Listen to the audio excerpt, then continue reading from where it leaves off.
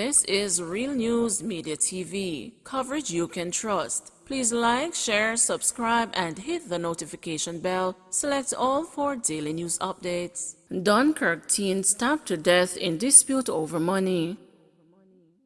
A teenager was stabbed to death during a dispute with another teen over money in the community of McIntyre Villa, also known as Dunkirk in eastern Kingston, on Friday. The deceased has been identified as 16-year-old Dominic Deere, otherwise called Papa Bear, of McIntyre Villa, Kingston 16. He was stabbed to death at a community center. Reports from the Elletstone Road Police are that about 11 a.m., Dominic and the other teen allegedly had a dispute. The other teen had reportedly asked Dominic for a quantity of money, and when the demand was not met, a tussle ensued during which Dominic was stabbed with a knife. The police were alerted and Dominic was taken to the hospital, where he was pronounced dead. The other teen is in custody in relation to the incident.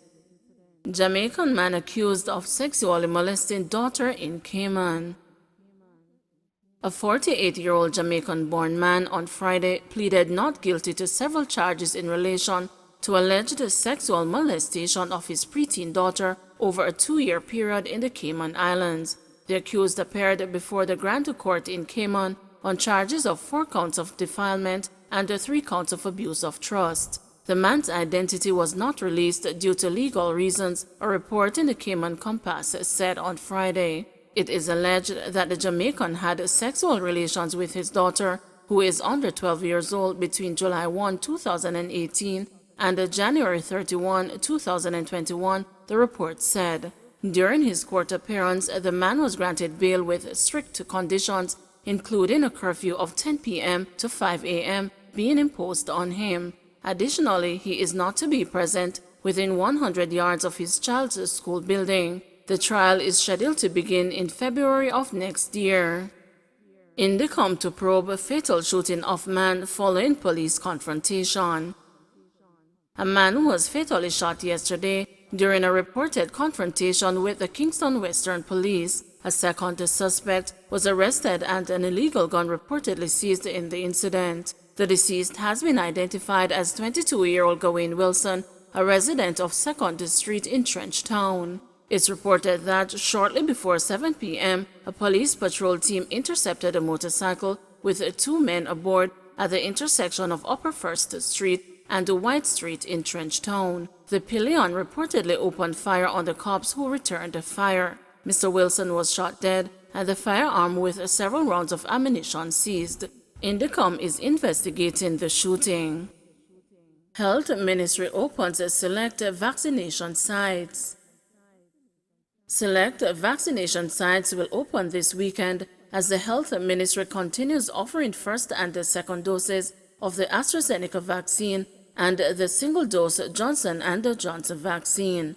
Following this weekend's schedule, fixed sites will operate next week. A news release from the Ministry of Health says persons now due the second dose of the AstraZeneca vaccine will receive a text message with confirmation details. If the message is not received, the individuals should proceed to the nearest site to be inoculated. 15-year-old girl gone missing, last seen at Portmore supermarket.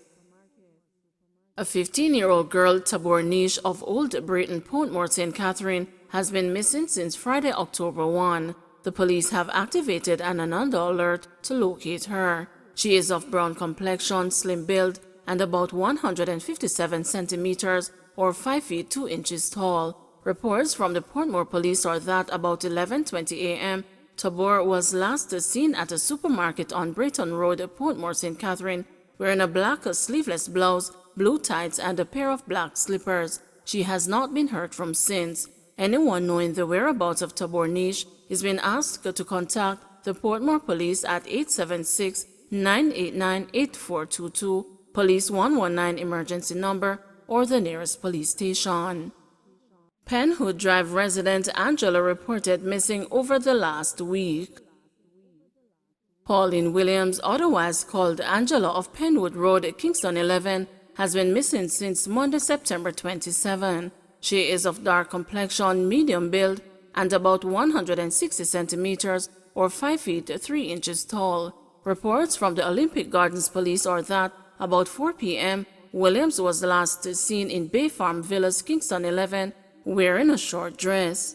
Efforts to contact her have proven futile. Anyone knowing the whereabouts of Pauline Williams is being asked to contact the Olympic Gardens police at 876-923-5468, Police 119 emergency number, or the nearest police station. Illegal gun and ammunition seized in St. Andrew. The police are reporting the seizure of a 12-gauge pistol and two 12-gauge cartridges on Cedar Valley Road in St. Andrew. No one was arrested. The police say a team was conducting operations in the community on Thursday when the firearm and ammunition were found on the roof of a premises. Investigations continues. Former policeman to challenge revocation of firearm license. Former policeman Chanel Miller has been granted leave to go to the Judicial Review Court over the revocation of his firearm license. Miller will be asking the court to quash the decision by the Firearm Licensing Authority, FLA, to revoke the permit in April 2019. Supreme Court Judge David Batts yesterday granted Miller leave to apply for judicial review. Miller, who said in his affidavit that he is a night auditor, security trainer, and a private investigator, has named the Firearm Licensing Authority, the Review Board, and the Minister of National Security as respondents in the matter. Miller stated that the license was revoked on the basis that he was no longer fit and proper to be entrusted with a firearm. He next appealed to the Review Board and waited for almost 2 years before there was a response in July this year that his appeal was denied. He said he was also informed that the National Security Minister had advised the board to deny his appeal. Attorneys at law Hugh Wildman and Indira Patmore, who are representing Miller, said their client will be asking the court to quash the revocation order on the basis that it was procedurally improper, null and void, and of no effect. They said a declaration is being sought that the decision of the minister is to accept the recommendation of the review board, which did not give the applicant an opportunity to be heard, is unlawful and null and void. Miller said in court documents that the license was first granted in 2013 and he had renewed it successfully 3 times. In 2017, he was summoned to the office of the FLA and was interviewed as to his connection with a certain individual. He said upon the conclusion of the interview and a visit to his home, his firearm was returned. It was seized then as a procedure during the investigation. The applicant said in May 2019, he received a letter that his firearm was revoked. He disclosed that in 2011, while he was a policeman, a man who he had arrested in connection with a shooting incident visited his home. On seeing the uninvited man with a firearm and knowing that the man had threatened him, he said he pulled his service pistol and fired in the man's direction. He said he was in fear for his life when he fired at the man. The Independent Commission of Investigations (INDICOM) investigated the 2011 incident and recommended in May 2019 that no criminal charges be laid or no departmental action taken because he had acted lawfully. He said in October 2017 he was questioned by the FLA about his connection with a certain man and woman. He was further questioned about his assets and asked whether he was involved in any illegal activity. The firearm was returned at the end of the interview and he successfully renewed his license in 2018. He said when the license was revoked in May 2019, he tried to ascertain the reason for the revocation. He said his request was met on deaf ears. The applicant said he was simply told that he was not fit and proper to be entrusted with a firearm. A date is to be set for legal arguments to be heard in the matter. Restrictions to be lifted in near future, says Prime Minister. Prime Minister Andrew Holness has listed the entertainment sector among groups he is considering as he contemplates removal in the near future of restrictions imposed to help limit spread of the novel coronavirus which causes COVID-19. A number of sectors have complained that the restrictions are too onerous, and the Prime Minister thinks they are justifiable and reasonable, even as he noted that he still listens to dissenting voices. In trying to balance these things, I do pay attention to the sector of the society that is upset with the government about the lockdowns, and I do have a message for them to say that these lockdowns are not done for spite, and they are not done without reason. It is done to keep the entire society safe, he said Thursday during a tour of vaccination sites in Western St. Mary.